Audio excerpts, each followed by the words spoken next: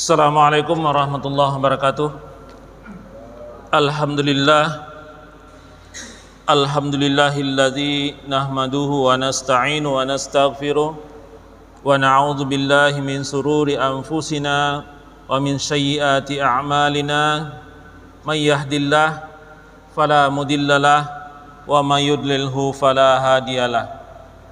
Asyhadu an la ilaha illallah wahdahu la syarikalah wa asyhadu anna Muhammadan abduhu wa rasuluh. Allahumma salli ala Muhammad wa ala ali Muhammad kama sallaita ala Ibrahim wa ala ali Ibrahim wa barik ala Muhammad wa ala ali Muhammad kama barakta ala Ibrahim wa ala ali Ibrahim fil alamin innaka Hamidun Majid. Pertama, puja dan syukur sama-sama kita panjatkan kehadiran Allah Subhanahu wa taala yang alhamdulillah masih memberikan kita banyak sekali nikmat-nikmat yang tidak bisa kita hitung, banyak sekali nikmat-nikmat yang tidak bisa kita perkirakan. Terutama dan yang utama sekali adalah nikmat keimanan, nikmat yang paling tinggi tingkatnya yang tidak diberikan oleh Allah kepada semua manusia. Salawat dan salam tak pula lupa kita kirimkan kepada junjungan kita Nabi besar Muhammad sallallahu alaihi wasallam. Bapak sidang jemaah subuh rahimakumullah, kita lanjutkan kembali kajian fikih 4 mazhab kita. Kalau bulan yang lalu kita sudah membahas tentang hukum, kemudian waktu, ya, hukum, waktu tentang sholat. Maka pada kesempatan ini, pada subuh ini kita lanjutkan kembali dengan hal-hal yang dilarang atau hal-hal waktu terlarang untuk kita melakukan sholat. Kalau 1 bulan yang lalu kita bahas waktu sholat, maka pada saat ini kita akan bahas tentang waktu yang terlarang untuk sholat. Hadirin sedang jemaah subuh rahimakumullah, di dalam hadis yang diriwayatkan oleh Imam Muslim disebutkan bahwa 3 waktu yang Rasulullah sallallahu alaihi wasallam melarang kami sholat dan mengebumikan orang yang meninggal atau menguburkan orang yang meninggal. Pertama adalah ketika matahari muncul hingga ia naik, ketika matahari di tengah-tengah hingga dia tergelincir, dan ketika matahari hampir terbenam. Ini adalah 3 waktu yang dilarang oleh Rasulullah untuk melakukan sholat dan menguburkan jenazah. Mohon maaf, pada waktu kesempatan ini sepertinya slide-nya nggak bisa kita tayangkan ya, karena gangguan teknis. Wallahu a'lam apa qadarullah. Kemudian hadis yang kedua, hadis yang diriwayatkan oleh Imam Bukhari dan Muslim. Hadis yang diriwayatkan oleh Imam Bukhari dan Muslim, tidak ada sholat setelah sholat subuh hingga matahari naik, dan tidak ada sholat setelah sholat asar hingga matahari terbenam. Jadi dalam hadis ini tidak ada sholat setelah sholat subuh hingga matahari naik, yang dimaksud adalah sholat sunnah ya, dan tidak ada sholat setelah asar hingga matahari terbenam.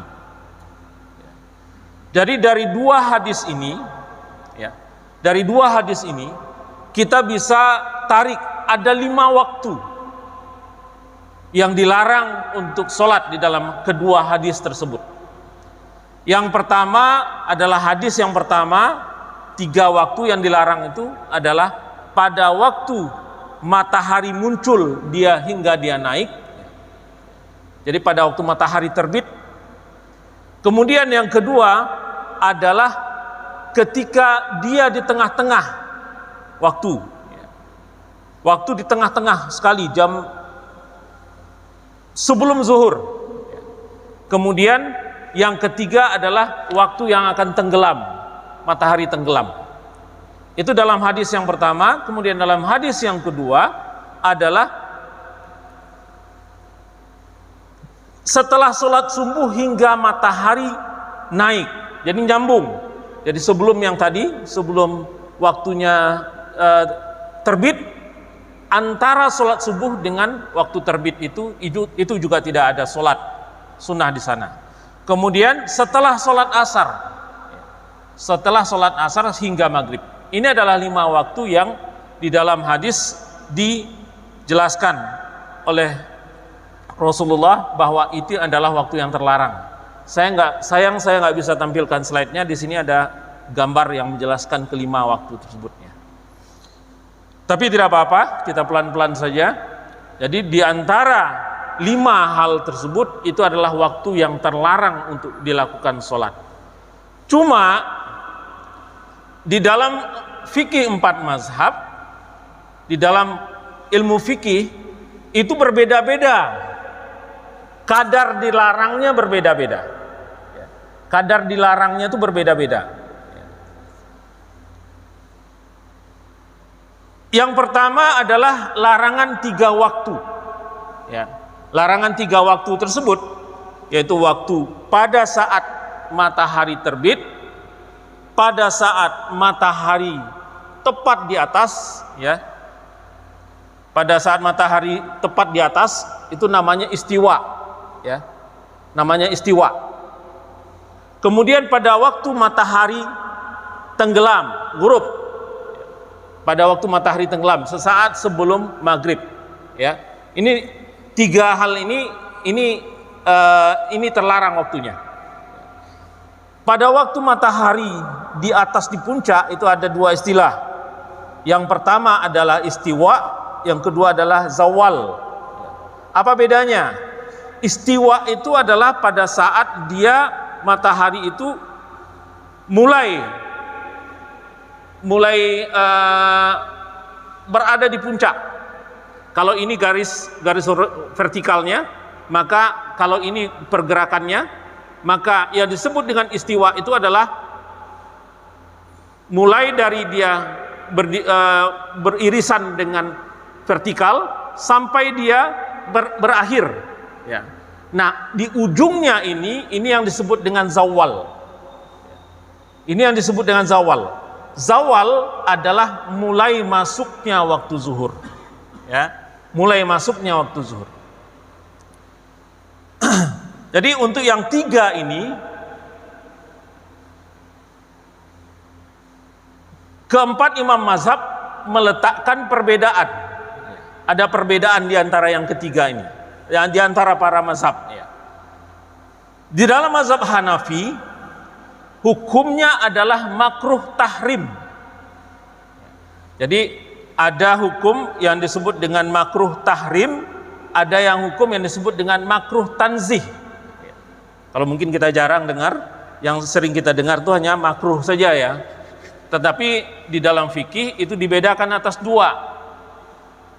Makruh tahrim dan makruh tanzih. Bedanya apa? Bedanya adalah kalau makruh tahrim ini dia mendekati kepada haram. Jadi dia dilarang dan berefek kepada dosa. Tapi tidak seberat haram. Jadi masih di bawah haram.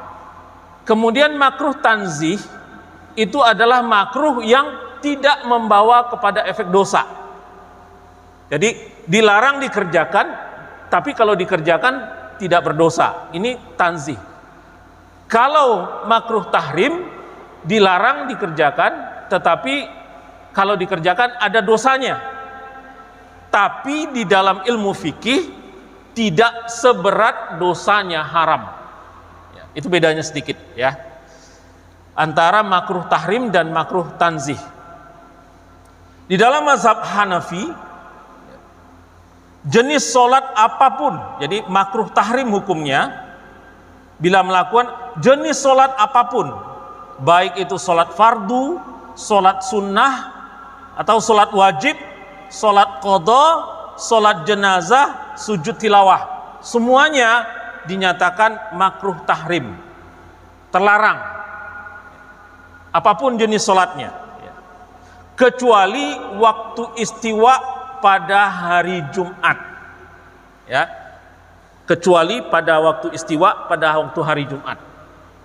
Ya, ini kalau kita sering lihat, banyak yang melakukan sholat pas sebelum azan Jumat. Nah, inilah yang dibolehkan, kecuali ada pengecualian. Kenapa? Karena ada hadisnya yang menjelaskan itu. Ya, karena ada hadisnya menjelaskan itu. Pentingnya, dan itu dicontohkan atau diperintahkan di depan orang ramai oleh Rasulullah pada saat beliau khutbah. Jadi dikecualikan pada waktu istiwa pada hari Jumat. Di luar hari Jumat tidak, ya, di luar hari Jumat tidak. Ini sering terjadi, kita mau sholat zuhur, waktu sholat zuhur. Jadi kalau waktu sholat zuhur itu kan adalah waktu zawal. Artinya sesaat sebelum azan zuhur itu adalah waktu yang terlarang untuk sholat. Nah, ini banyak kita tidak sadari, banyak tidak kita sadari. Begitu datang langsung sholat. Padahal orang mau azan kira-kira 2 menit, 3 menit sebelum azan, atau 5 menit sebelum azan zuhur. Ini adalah waktu yang dilarang untuk sholat. Hati-hati. Kecuali hari Jumat, ya, kecuali hari Jumat. Pada waktu sholat zuhur. Kecuali pada waktu istiwa pada hari Jumat. Ini dalam mazhab Hanafi. Di dalam mazhab Maliki, haram melakukan semua sholat sunnah, termasuk sholat jenazah, sholat sunnah yang rusak, ya, atau sholat sunnah yang rusak, sholat sunnah yang terpotong waktunya, ya, itu haram dilakukan. Ya. Kemudian dibolehkan melakukan sholat fardu, mengqadha sholat fardu yang terlewatkan. Ya. Jadi kalau di dalam mazhab Maliki yang diharamkan itu adalah sholat sunnah. Tapi kalau sholatnya adalah sholat wajib, sholat fardu, itu dibolehkan untuk 3 waktu ini. Pada waktu matahari terbit, pada waktu istiwa, dan pada waktu matahari terbenam. Misalkan contohnya adalah telat sholat subuh. Begitu bangun, kemudian waktu sudah menunjukkan waktu syuruk, artinya waktu matahari terbit. Maka karena itu adalah sholat fardu, itu dibolehkan segera melakukannya. Ini dalam mazhab Maliki, ya, di dalam mazhab Maliki dibolehkan. Atau pada waktu asar sudah lewat, tapi belum sholat asar. Begitu mau sholat asar, maghrib datang. Nah, ini dibolehkan, ya. Kenapa? Karena ini adalah sholat fardu di dalam mazhab Maliki, ya. Kemudian juga di dalam mazhab Maliki disebutkan wajib menghentikan sholat sunnah saat masuk waktu yang haram, ya. Wajib menghentikan sholat sunnah saat waktu masuk waktu yang haram. Jadi pada saat waktu yang haram datang, kita melakukan sholat sunnah, maka wajib menghentikan sholat sunnah. Karena di dalam mazhab Maliki, melakukan sholat sunnah pada waktu itu adalah haram. Di dalam mazhab Syafi'i, hukumnya adalah makruh tahrim melakukan sholat, kecuali 3 hal. Ya, kecuali 3 hal. Yang pertama adalah waktu istiwa pada hari Jumat, jadi sama dengan mazhab Hanafi, Kemudian yang kedua adalah jika sholat dilakukan di tanah haram Mekah, pengecualiannya, ya, makruh tahrim hukumnya kecuali 3 hal ini. Yang pertama adalah istiwa pada waktu sholat Jumat, kemudian sholat itu dilakukan di Masjidil Haram atau di tanah haram Mekah. Kemudian yang ketiga adalah sholat yang mempunyai sebab, itu tidak termasuk kepada makruh tahrimnya. Ya, sholat yang ada sebabnya. Contoh sholat yang ada sebabnya, sholat qadha sholat wajib, itu kan ada sebabnya. Sebabnya adalah wajib dia melakukan, cuma dia terlambat. Ya. Kemudian sholat gerhana, sholat jenazah, dan 2 rakaat sebelum sholat subuh. Ini adalah yang dilarang. Kenapa? Di sini ada sholat jenazah, karena yang dilarang itu adalah menguburkan. Di dalam hadis yang pertama tadi. Kemudian dalam mazhab Hambali dibolehkan melakukan qadha sholat fardu, sholat nazar, dan sholat tawaf. Jadi di dalam mazhab Hambali dibolehkan melakukan sholat qadha fardu, sholat nazar, dan sholat tawaf. Ini perbedaan untuk yang waktu yang 3. Yang 3 waktu itu ya. Yang 3 waktu itu perbedaannya di situ. Para yang ada di mazhab. Kemudian untuk larangan 2 waktu, yang mana yang dilarang waktu 2 waktu itu tadi dalam hadis yang kedua tadi riwayat Bukhari Muslim adalah setelah sholat subuh sampai waktu terbit matahari, dan antara sholat asar setelah sholat asar sampai terbenam matahari. Ini waktu yang 2. Jadi dibedakan atas 2 ya. Pertama waktu yang 3, kemudian waktu yang 2. Di dalam mazhab Hanafi, hukumnya adalah makruh tahrim melakukan sholat sunnah.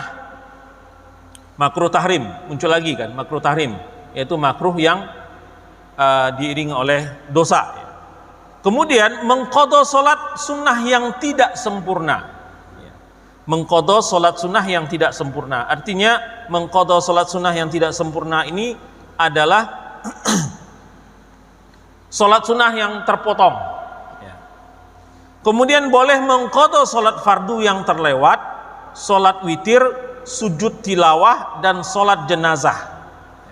Jadi mengqadha sholat fardu boleh pada waktu itu, ya. Kemudian sholat witir, sujud tilawah, dan sholat jenazah. Ya mungkin bapak-bapak pernah lihat, saya juga pernah melakukan sholat setelah sholat asar. Bagi yang sempat memperhatikan, biasanya saya mojok di sebelah sana di ujung supaya nggak terekspos semua orang. Itu adalah karena saya melakukan sholat qadha pada waktu saya dirawat karena COVID 19 hari. Tapi saya hanya melakukan 19 hari itu aja. Pada waktu tidak bisa kita melakukan sholat atau tidak bisa sempurna kita melakukan sholat, maka kita bayar qadhanya. Dan boleh dilakukan pada waktu itu. Kemudian di dalam mazhab Maliki, makruh tanzih atau tidak berdosa ya, melakukan sholat sunnah dilarang tapi tidak berdosa. Makruh tanzih melakukan sholat sunnah kecuali sholat jenazah, sujud tilawah, dan sholat sunnah qabliyah subuh. Ya, ini pengecualian sholat sunnah qabliyah subuh. Qabliyah subuh yang terlewatkan. Sunnah baginya menghentikan sholat sunnahnya jika masuk waktu yang dimakruhkan tersebut. Jadi dalam mazhab Maliki, walaupun dia makruh tanzih, tetapi sunnah bagi dia untuk menghentikan kalau waktu yang termaksud itu datang. Di dalam mazhab Syafi'i, makruh tanzih melakukan sholat. Ya.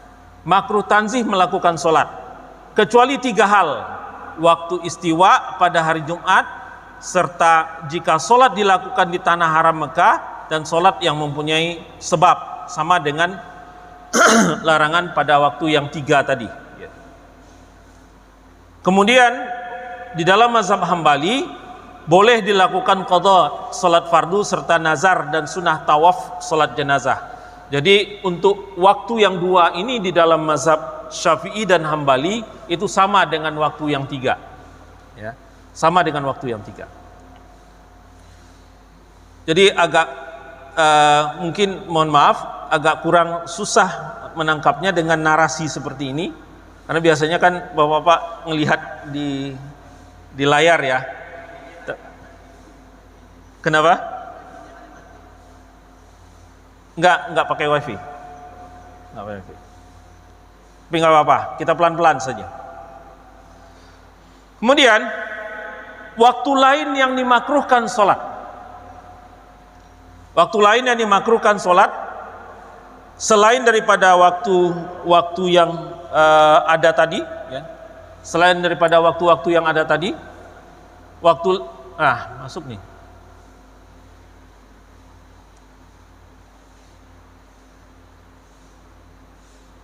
Mudah-mudahan bisa.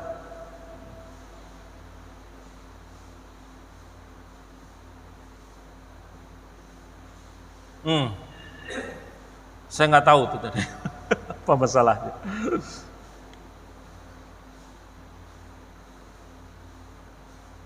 Oke, kita lanjutkan. Ya.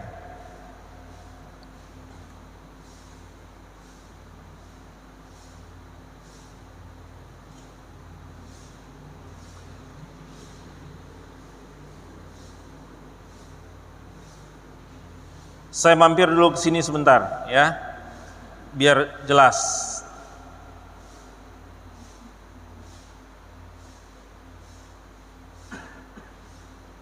Ya, ini gambar yang saya maksud, ya.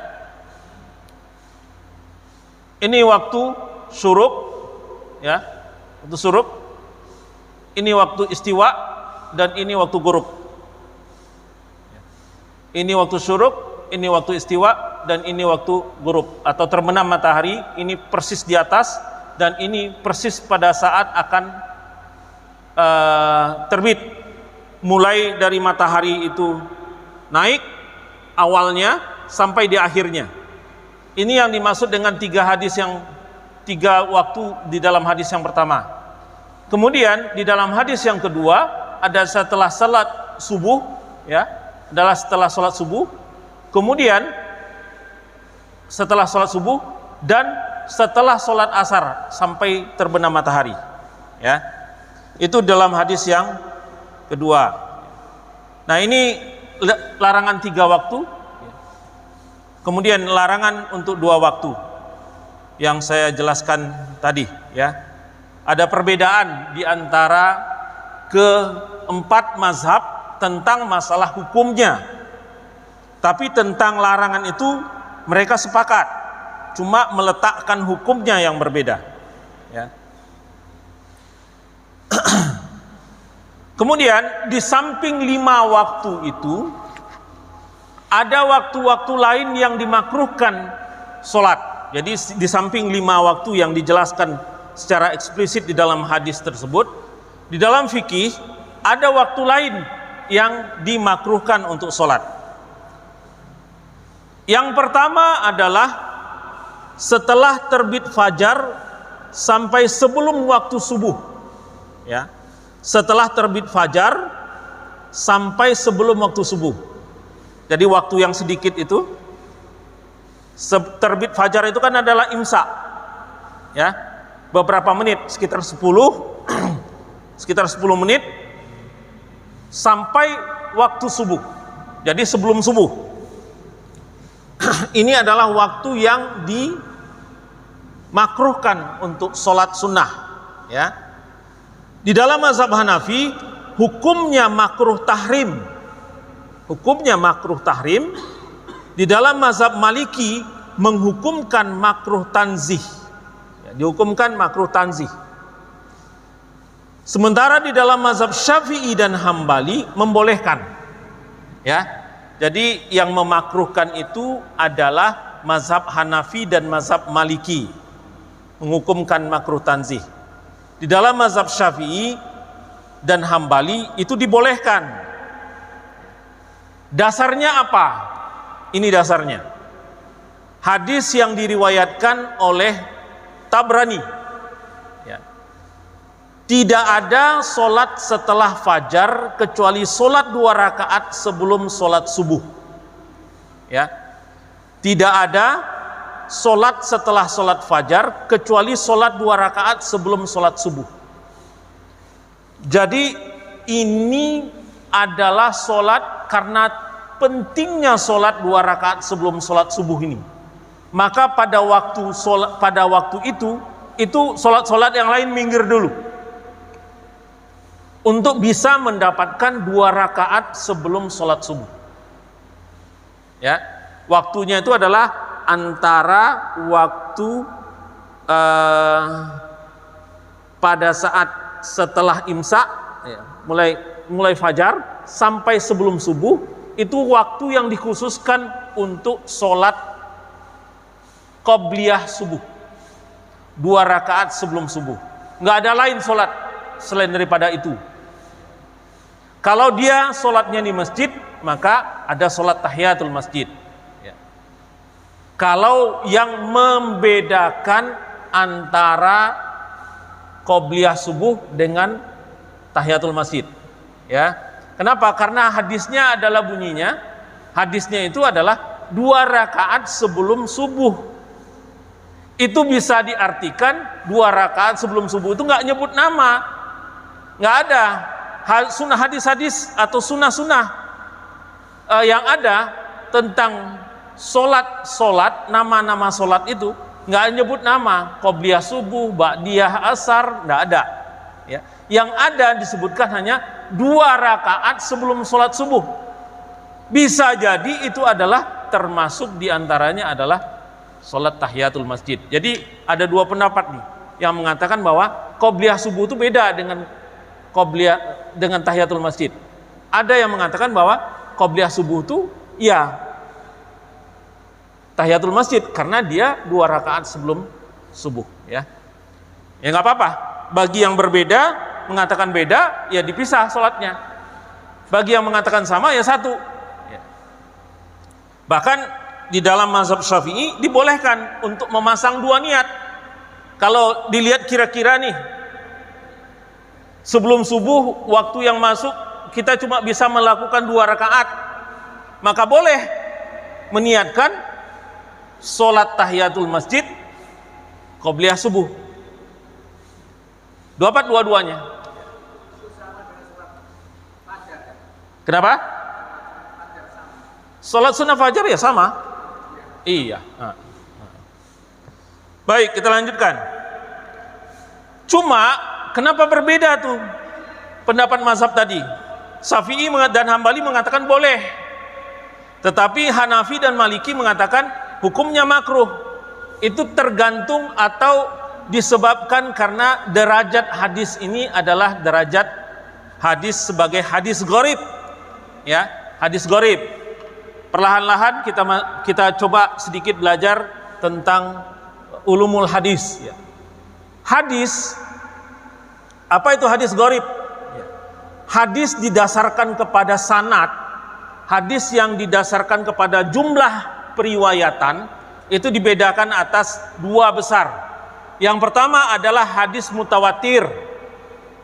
Hadis mutawatir itu adalah hadis yang disampaikan oleh Rasulullah, kemudian di tengah orang ramai, di tengah orang yang banyak, dan tidak mungkin bisa berbohong orang-orang tersebut karena banyaknya.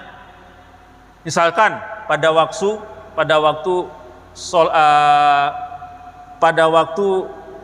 khutbah dan lain-lain. Kemudian hadis ahad itu adalah disampaikan dan tidak didengar oleh banyak orang, sehingga riwayatnya tidak banyak. Nah, hadis ahad ini dibedakan atas 3 lagi, ya. Yang pertama disebut dengan hadis masyhur. Hadis masyhur, apa itu hadis masyhur? Hadis masyhur itu adalah hadis yang punya periwayatan 3 jalur, ya. Itu yang disebut dengan hadis masyhur, ya.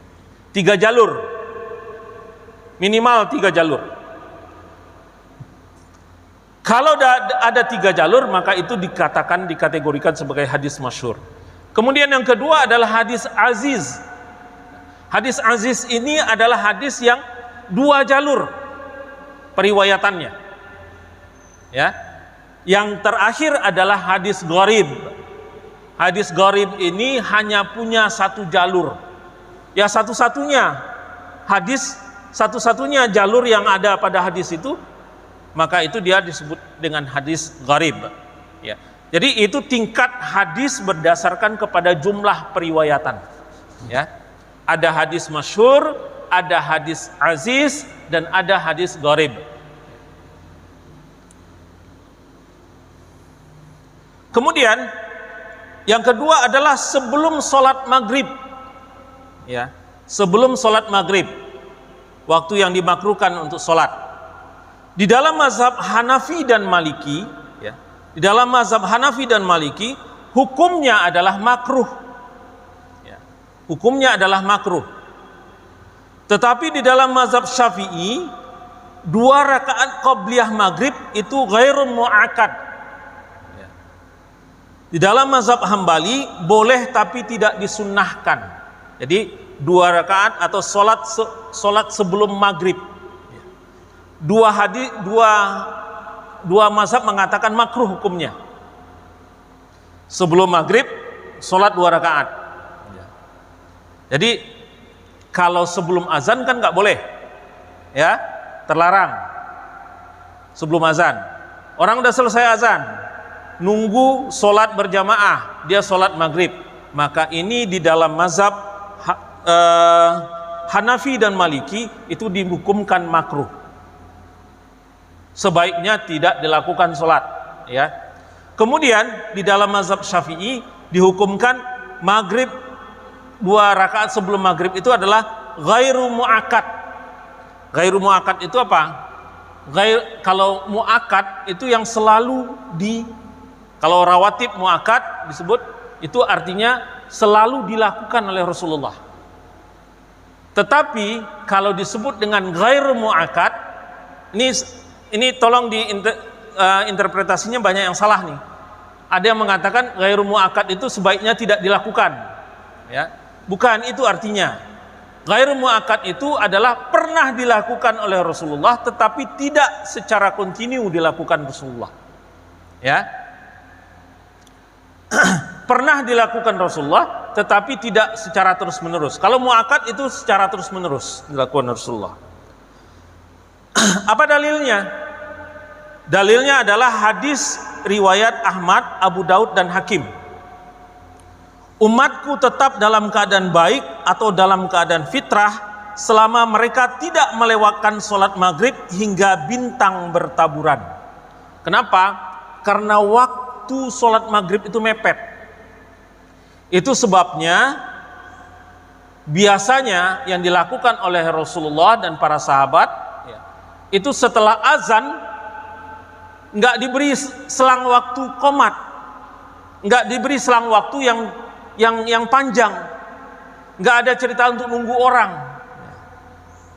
Begitu selesai maghrib azan, maka mungkin hanya beberapa menit saja, 1 menit 2 menit langsung qomat, langsung qomat. Kenapa? Karena di dalam tidak ada lagi sholat sunnah antara waktu masuk sampai waktu maghrib. Kenapa? Karena disyariatkan sekali sholat maghrib itu disegerakan, ya, disegerakan. Umatku tetap dalam keadaan baik atau dalam keadaan fitrah selama mereka tidak melewatkan sholat maghrib hingga bintang bertaburan. Kenapa?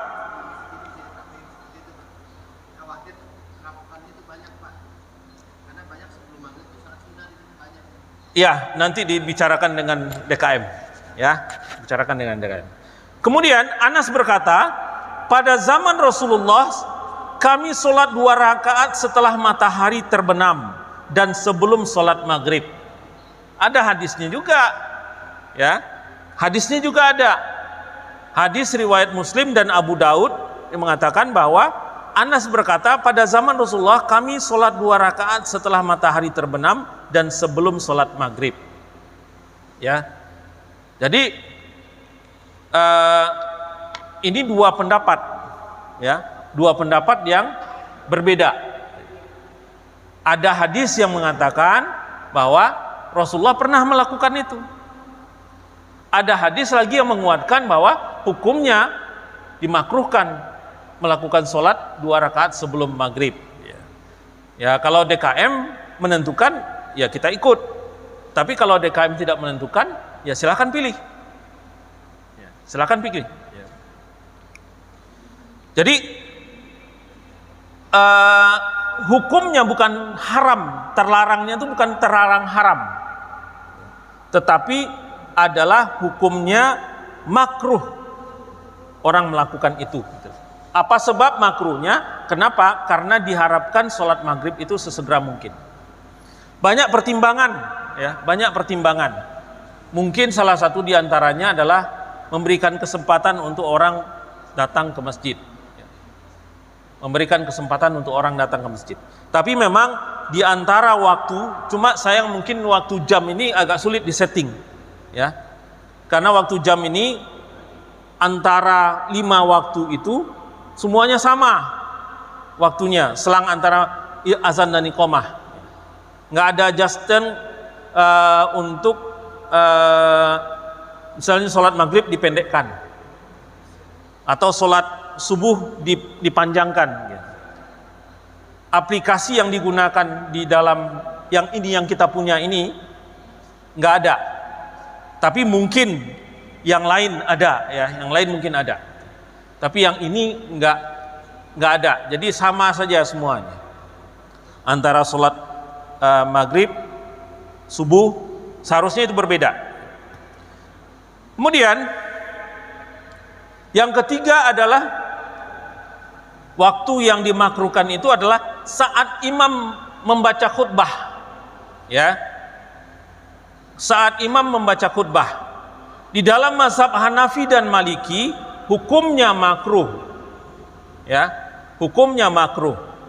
Tetapi di dalam mazhab Syafi'i dan Hambali hukumnya makruh tanzih kecuali sholat tahiyatul masjid, ya. Hukumnya makruh tanzih kecuali sholat tahiyatul masjid. Kalau di dalam mazhab Hanafi dan Maliki hukumnya makruh, dilarang, nggak peduli itu sholat tahiyatul masjid atau bukan. Kemudian tapi di dalam mazhab Syafi'i dan Hambali hukumnya makruh tanzih kecuali sholat tahiyatul masjid. Kenapa? Kita lihat, ya, alasannya kenapa, kemudian dalilnya, ya. Hadis yang diriwayatkan jamaah kecuali Ibnu Majah, jika engkau berkata pada jamaah pada hari Jumat, diam sedangkan imam berkhutbah, maka terlepaslah pahala sholat. Ini yang mendukung pendapat mazhab Hanafi dan Maliki, hukumnya makruh. Mengingatkan orang untuk diam saja itu disebutkan sebagai terlepas pahala sholatnya.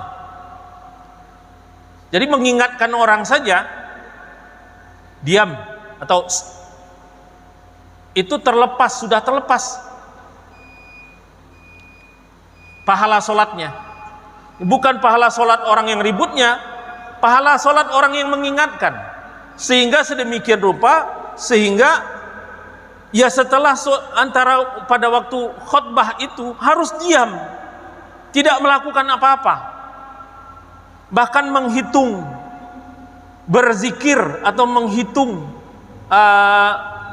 tasbih itu pun dilarang, ada hadisnya, nggak boleh menghitung batu. Ini yang mendukung mazhab Hanafi dan Maliki. Di dalam hadis yang lain, hadis riwayat Bukhari dan Muslim, jika salah seorang dari kamu masuk masjid, maka janganlah duduk hingga dia sholat 2 rakaat.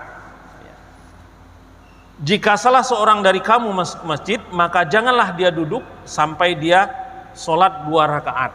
Hadis ini dimunculkan ini pada waktu Rasulullah sedang melakukan khutbah atau Rasulullah sedang berkhutbah.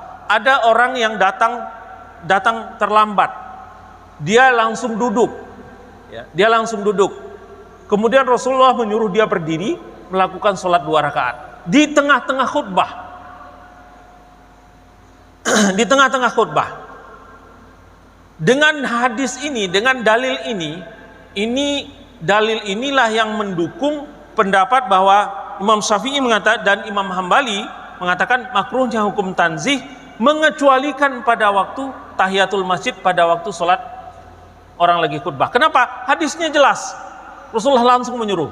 Nah, argumentasi dari mazhab Hanafi dan Maliki menyebutkan bahwa hadis itu adalah karena pentingnya sholat 2 rakaat itu, dan itu hadis itu adalah hadis yang mengajarkan kepada umat untuk mengutamakan sholat tahiyatul masjid, tapi bukan membolehkan sholat tahiyatul masjid pada waktu imam sedang berkhutbah. Kenapa? Karena hukumnya mendengarkan khutbah itu adalah wajib, sementara hukum sholat tahiyatul masjid itu adalah sunnah, sehingga tidak memungkinkan bagi orang atau tidak ada hukumnya sunnah itu mengalahkan wajib. Ini pendapat daripada mazhab Hanafi dan Maliki.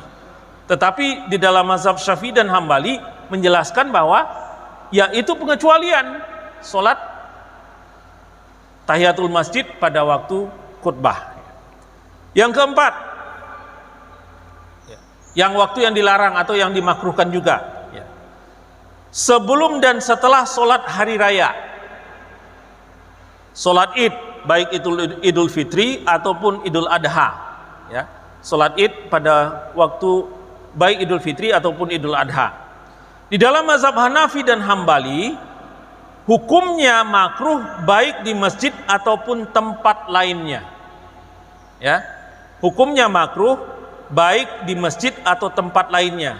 Jadi kalau sholat tahiyatul masjid atau sholat sunnah yang lain mengiringi sholat hari raya nggak ada. Hanafi dan Hambali mengatakan hukumnya makruh. Di dalam mazhab Maliki, hukumnya makruh jika sholat id dilakukan di lapangan. Jika sholat id dilakukan di lapangan baru hukumnya makruh.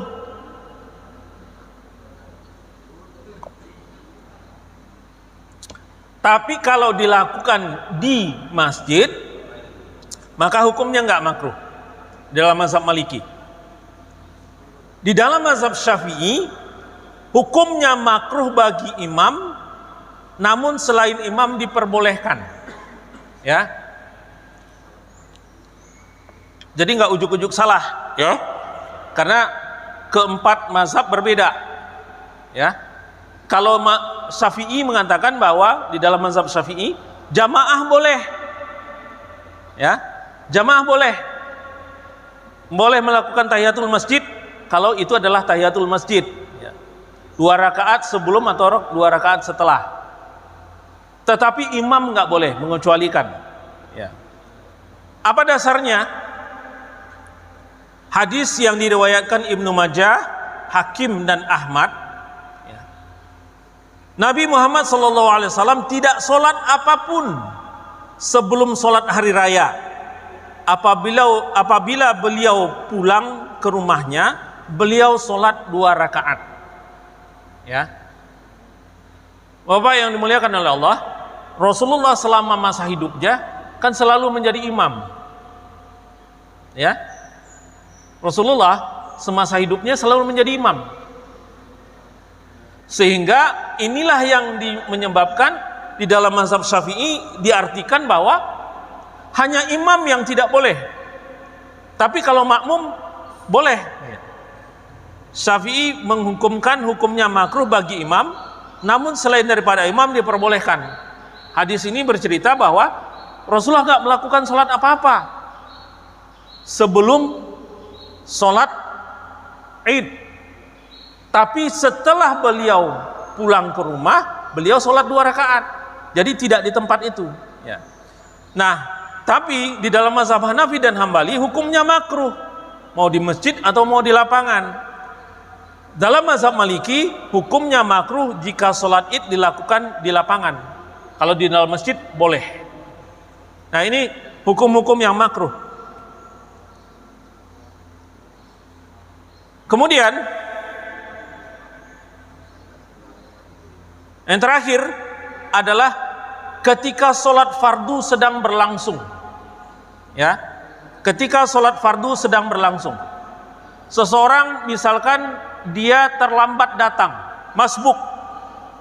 Ya, seorang terlambat datang, dia masbuk. Kemudian sholat fardu sudah berjalan. Sholat fardu, sholat berjamaahnya sedang dilaksanakan. Dia datang masbuk. Kemudian dia melakukan sholat sunnah. Ya. Di dalam mazhab Hanafi, hukumnya makruh tahrim. Makruh tahrim itu adalah makruh yang mendekati haram. Ya. Kecuali qabliyah subuh. Ya. Kecuali qabliyah subuh. Dikecualikan, ada pengecualian qabliyah subuh. Kenapa? Karena qabliyah subuh itu sangat luar biasa dianjurkannya. Saking dianjurkannya, maka itu mendapati kekhususan hukum. Qabliyah subuh itu seperti yang kita tahu bahwa itu lebih baik daripada dunia dan seisinya. Kemudian di dalam mazhab Syafi'i dan jumhur ulama, ya, ulama hampir keseluruhan ulama, hukumnya makruh tanpa kecuali. Nggak ada pengecualian, nggak ada pengecualian sholat qabliyah subuh. Pokoknya kalau orang sudah sholat, maka tidak lagi boleh. Hukumnya makruh untuk melakukan sholat sunat di luar daripada itu. Ya. Di dalam mazhab Maliki dikatakan, jika tidak khawatir terlewat satu rakaat, hendaknya dia melakukan sholat sunnah tersebut di luar masjid. Ya, kalau di dalam mazhab Maliki ada pengecualian. Kalau dikira-kira dia itu tidak terlewat satu rakaat, ya, tidak terlewat satu rakaat, maka boleh dia lakukan. Tapi dilakukannya jangan di dalam masjid, dilakukannya di luar masjid. Hah? Kalau imamnya bacanya panjang, kalau dia udah kira-kira nih, ini imamnya ini panjang nih ayatnya, dia terlambat datang, maka dia lakukan sholat sunnah, tapi nggak di dalam masjid, di luar masjid dia lakukan sholatnya. Kalau dia pikir bahwa dia nggak terlewat satu rakaat, ya. Itu kalau di dalam mazhab Maliki. Ya, tapi kalau di dalam mazhab Syafi'i dan jumhur ulama, sebagian besar ulama itu hukumnya makruh tanpa pengecualian. Ya. Dalilnya apa? Adalah apabila sholat fardu sedang didirikan, maka tidak boleh melakukan sholat kecuali sholat fardu. Hadis riwayat Muslim dan Ashabus Sunan yang 4. Ya. Apabila sholat fardu didirikan, maka tidak boleh melakukan sholat kecuali sholat fardu. Hadis yang lain yang diriwayatkan oleh Muslim, Ahmad dan Tirmizi serta Nasai mengatakan bahwa 2 rakaat sunnah subuh adalah lebih baik daripada dunia dan seluruh isinya. Inilah yang di dalam mazhab Hanafi menyebabkan dibolehkannya sholat qabliyah subuh pada saat orang sedang melakukan sholat fardu. Dipercepat sholatnya supaya dia dapat sholat berjamaah. Tetapi dalam Syafi'i dan sebagian jumhur ulama, mayoritas ulama mengatakan hukumnya makruh, nggak peduli itu sholat apa saja. Ya. Nah, di dalam mazhab Maliki ada pengecualian, agak lunak sedikit di tengah-tengah. Ya. Boleh dilakukan kalau nggak terlewat satu rakaat, dan dilakukannya bukan di dalam masjid tetapi di luar masjid. Apa sebab? Karena kalau di dalam masjid itu seolah-olah ada 2 sholat, ya. Ada 2 sholat, ada orang lagi sholat berjamaah, kemudian ada sholat yang lain. Sementara 2 sholat itu nggak boleh, ya. 2 sholat itu nggak boleh. Baik Bapak yang dimuliakan oleh Allah, itu adalah waktu-waktu yang dilarang dan dimakruhkan sholat, ya. Seperti yang summary-nya, berdasarkan 2 hadis ada 5 waktu. Ya, 5 waktu, baik yang 3 adalah pada saat matahari terbit, pada saat matahari di atas di tengah-tengah, dan pada saat matahari tenggelam. Kemudian sebelum subuh, sebelum subuh sampai waktu syuruk. Kemudian setelah asar sampai waktu tenggelam matahari. Kemudian ada 5 lagi, jadi 10 semua total. Ya, ada 5 lagi waktu yang dimakruhkan. Baik Bapak yang dimuliakan Allah, untuk materi saya cukupkan. Ya. Silakan kalau ada yang ingin ditanyakan, silakan. Waalaikumsalam warahmatullahi wabarakatuh. Ya.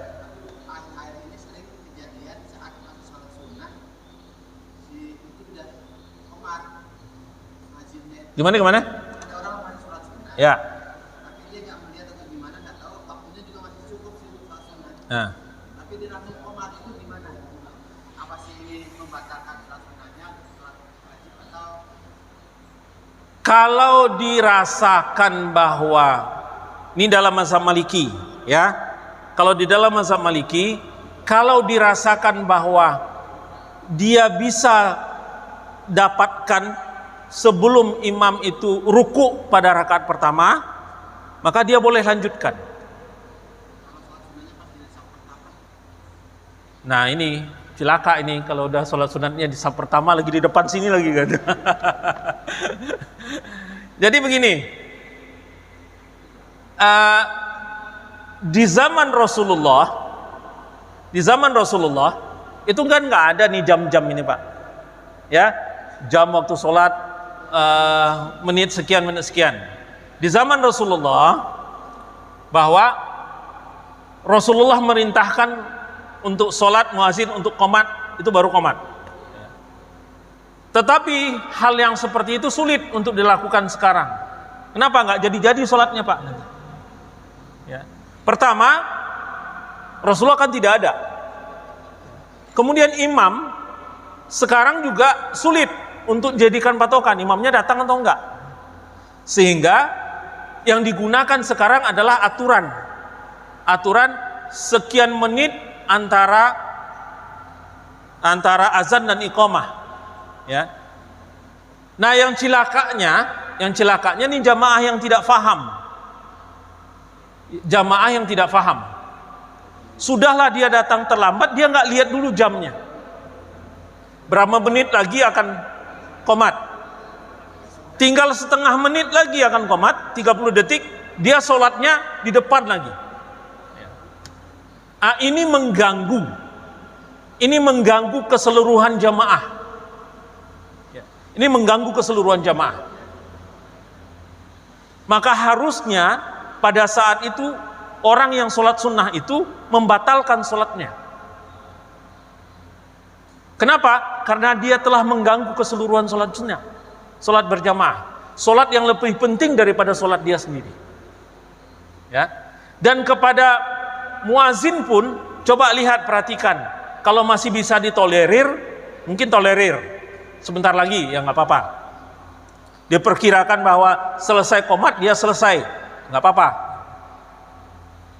Tapi kalau sudah mau qomat, dia baru mau mulai ini, ya udah laksanakan aja qomatnya, dan dia yang harus mengalah. Si orang itu yang harus mengalah. Sudahlah datang terlambat, kemudian sholatnya di depan lagi, gitu. Sholatnya di depan lagi. Untung aja nggak di depan, pas di belakang imam. Kalau itu tambah repot lagi kan. Harusnya ya sudah di belakang saja. Kalau di belakang kan nggak mengganggu orang. Kalau dia mau tetap kekeh untuk sholat sunnah. Kalau dia tetap kekeh untuk sholat sunnah. Kalau di dalam mazhab Maliki diperkirakan dia tidak lewat 1 rakaat. Tapi kalau di dalam mazhab Syafi'i itu dia membatalkan sholatnya. Ya. Kalau orang qomat, dia sedang sholat sunnah, batalkan sholat sunnahnya. Begitu Pak.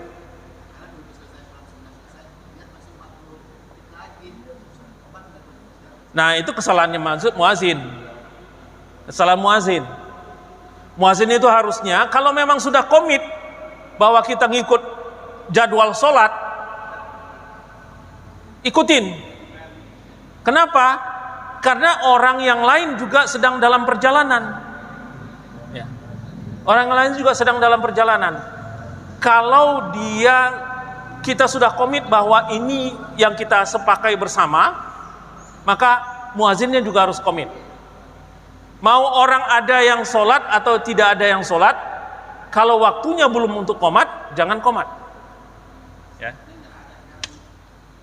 Ya, kita nggak perlu menyalahkan, ya. Tapi yang mungkin harus kita pahami itu, bahwa kita harus komit dengan apa. Kalau kita komit dengan adanya imam, maka imam yang menyuruh untuk qomat. Sebelum imam menyuruh qomat nggak boleh dilakukan. Komit nggak? Gitu. Permasalahan yang ada adalah imamnya siapa? Imam tetap kadang-kadang belum nyampe, ya. Yang ada adalah imam badal. Imam badalnya juga tolak-tolakan. Baik, ada lagi? Kalau kita yang sering kita lakukan kalau sholat maghrib ke sholat isya, sholat maghrib kita sudah masuk ke tahiyatul masjid, kemudian setelah itu isya itu kita ada ceramah misalnya, kemudian kan kita masih ada duduk di masjid. Kemudian setelah adzan selesai isya itu masih ada sholat sunnahnya atau kita menunggu sampai itu ada sholat wajib? Mohon maaf, saya nggak begitulah nangkap pertanyaannya. Inti pertanyaannya apa? Maksudnya? Ya. Adzan isya.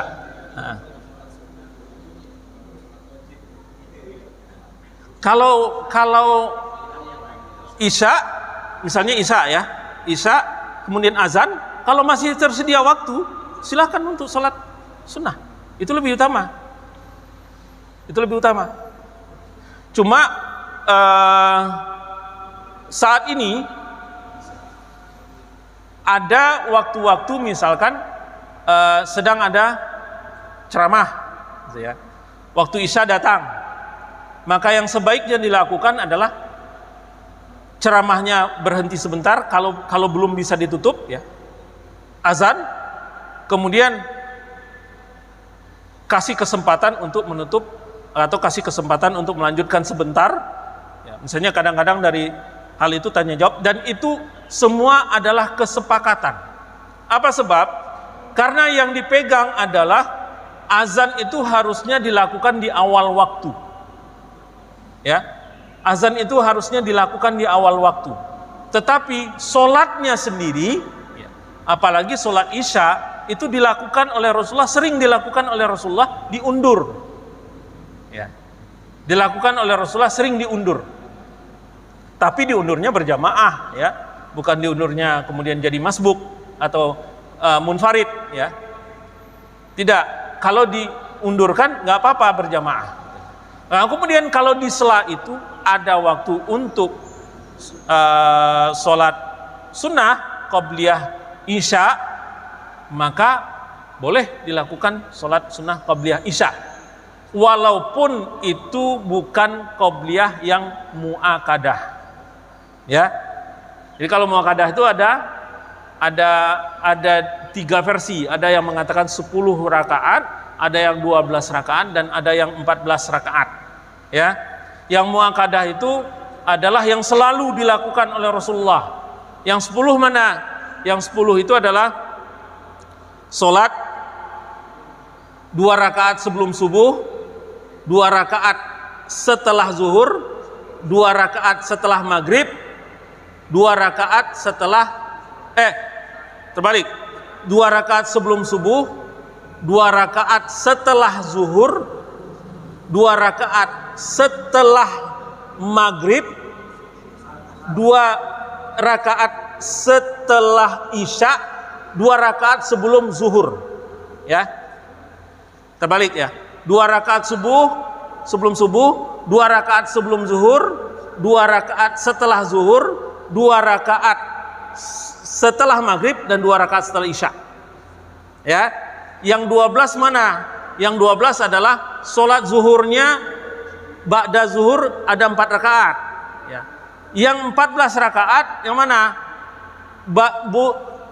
Qobliyah zuhurnya 4 rakaat, ba'diyah zuhurnya 4 rakaat. Jadi bedanya cuma di sholat zuhur. Ini yang muakkadah. Ya, itu yang muakkadah. Selain daripada itu, ghairu muakkadah. 2 rakaat sebelum maghrib, ghairu muakkadah. 2 rakaat sebelum zuhur, ghairu muakkadah. Ghairu muakkadah tadi apa? Pernah dilakukan oleh Rasulullah, tetapi tidak kontinu. Jadi itu sholat sunnahnya sholat sunnah Apa? kalau selain sholat muakkadah itu tadi. Hah?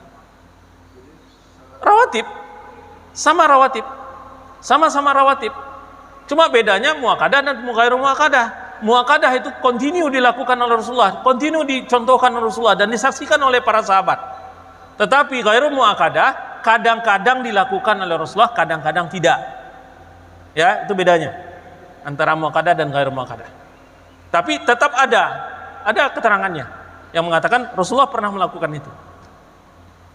Baik, ada lagi? Ya.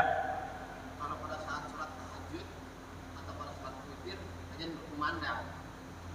Pada waktu? Iya, karena kita nggak hafal Oh iya. sholat Nah. ini gitu. Hanya berkumandang itu lanjutkan sampai selesai atau langsung berhenti aja ke masjid. Kalau jatuhnya adalah sholat witir katakanlah ya, sholat witir, tinggal sedikit lagi ternyata azan, sudah tahiyat misalnya kan, lanjutkan aja. Tapi kalau masih panjang, berhentikan. Ya. Ya. Terus kalau dia libur kira-kira bisa dibantu nggak karena kita terlambat melakukan dia libur dan kita bisa kontrol untuk habis libur. Itu pernah dilakukan oleh Rasulullah. Ya, itu pernah dilakukan oleh Rasulullah. Yang dilakukan oleh Rasulullah pada saat setelah sholat zuhur. Yang dilakukan oleh Rasulullah adalah pada saat setelah beliau sholat zuhur ada satu kegiatan yang tidak bisa beliau tinggalkan sampai beliau sudah waktu asar masuk. Kemudian pernah Rasulullah melakukan setelah asar masuk itu beliau sholat 2 rakaat setelah sholat asar. Ini kan membuat orang bingung, sehingga sahabat bertanya, ya Rasulullah, engkau melakukan 2 rakaat setelah sholat asar? Tidak, yang saya lakukan adalah karena mengqadha sholat atau membayar sholat 2 rakaat setelah zuhur yang tidak sempat saya lakukan. Dilakukan oleh Rasulullah. Tapi itu bukan satu keizinan, dalam arti kata bukan keizinan, tetapi bukan satu anjuran. Karena kalau anjuran itu nanti orang melakukan sering-sering. Rasulullah hanya melakukan sekali itu. Ya, artinya boleh sholat itu diqadha, sholat sunnah itu diqadha. Iya, ya seperti yang kita jelaskan tadi, sholat subuh itu boleh dilakukan setelah syuruk, sholat qobliyah subuh. Dalam keadaan kepepet, tapi bukan satu settingan yang jadi sering-sering. Jadi sering-sering.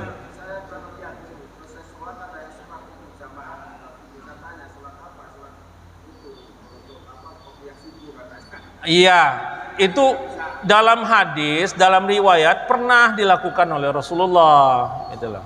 Tapi bukan berarti dengan demikian kemudian sering-sering dilakukan. Itu hanya sekali dilakukan oleh Rasulullah. Kenapa ngelihat yang sekali itu? Lihat yang hari-hari yang lainnya, ya. Lihat hari-hari yang lainnya. Tapi kalau kita bicara tentang hukum, maka ya boleh gitu loh. Boleh mengecualikan itu. Kenapa? Karena demikian pentingnya sholat qobliyah subuh itu. Ya, ada lagi? Ya. Menyiasati anak itu sholat di depan kita. Kita kan jadi sholatnya nggak khusyuk.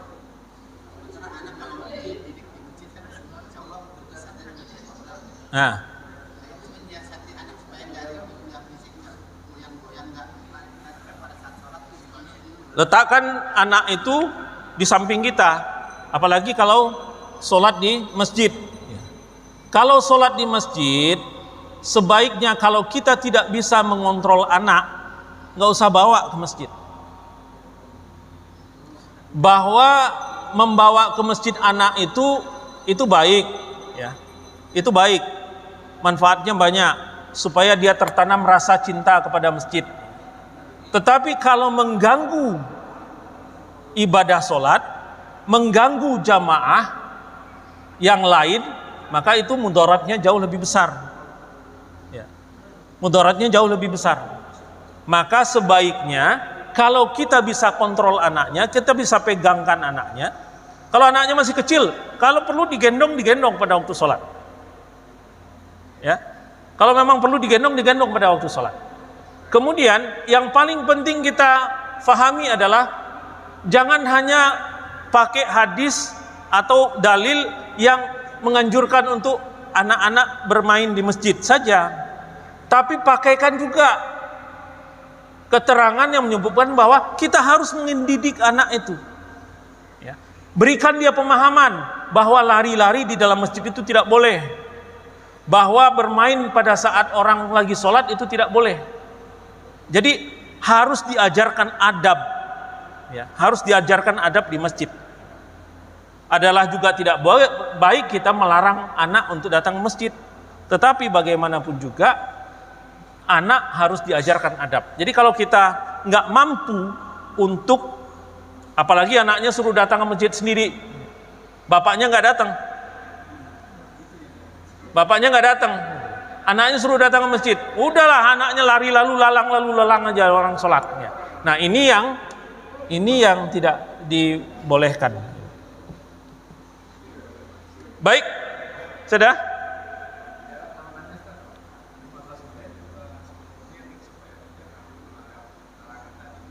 Gimana Pak? Jarak aman.